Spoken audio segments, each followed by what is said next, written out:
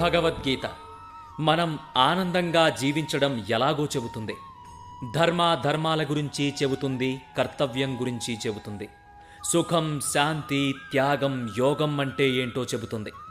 ఏది శాశ్వతమో ఏది అశాశ్వతమో చెబుతుంది. మంచి పనులు చేసేవాడికి లభించే శాశ్వత కీర్తి ఎంతో చెబుతుంది. దీన్ని అర్థం చేసుకున్నవారు ధన్యులు. నిన్ను నన్ను మన అందరి గురించి మాట్లాడుతుంది భగవద్గీత. భగవద్గీత సర్వ మానవాళి కోసం. అథ ప్రథమోऽధ్యాయః అర్జున విషాదయోగో నామ అత్ర శూరా మహేశ్వాసా భీమార్జున సమాయుధి యుయుధానో విరాటశ్చ ద్రుపదశ్చ మహారథః. ఇక్కడ ఈ సైన్యమున భీమార్జునులతో సమానముగా యుద్ధము చేయగలిగే శూరులైన ధనుర్ధరులెందరో కలరు. యుయుధానుడు, విరాటుడు, ద్రుపదుడు మున్నగువారు అటువంటి మహాయోధులు.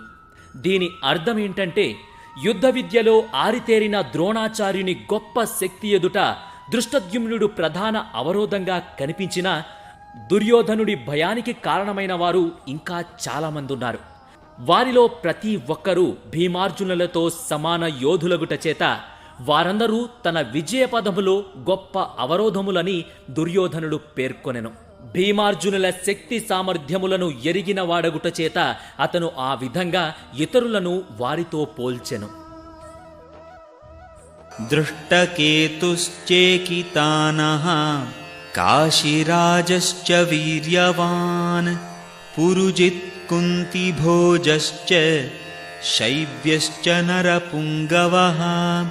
దృష్టకేతువు, చేకితానుడు, కాశీరాజు, పురుజిత్తు, కుంతిభోజుడు, శైవ్యుడు మున్నగు శూరులైన మహాయోధులు అందున్నారు. యుధామన్యుశ్చ విక్రాంత ఉత్తమౌజాశ్చ వీర్యవాన్ సౌభద్రో ద్రౌపదేయాశ్చ సర్వ ఏవ మహారథాః. పరాక్రమవంతుడైన యుధామన్యుడు, మహాశక్తిశాలి అయిన ఉత్తమౌజుడు, సుభద్రాపుత్రుడు, ద్రౌపది పుత్రులు అందున్నారు. ఈ వీరులందరూ మహారథులు.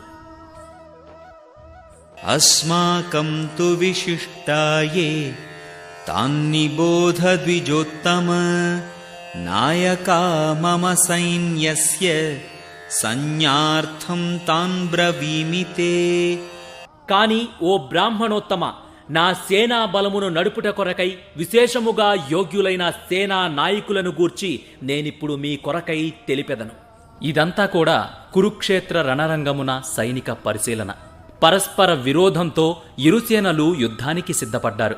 యుద్ధంలో ప్రాణత్యాగం చేయుటకు సంసిద్ధులైన తన సన్నిహిత బంధువులు, గురువులను, మిత్రులను మహావీరుడైన అర్జునుడు ఇరు సేనలలో చూశాడు. కరుణ విషాదములచే ఆవరింపబడిన వాడై అతడు బలమును కోల్పోయి మనస్సు మోహముకు గురవ్వగా అతడు యుద్ధ నిశ్చయమును త్యజించెను.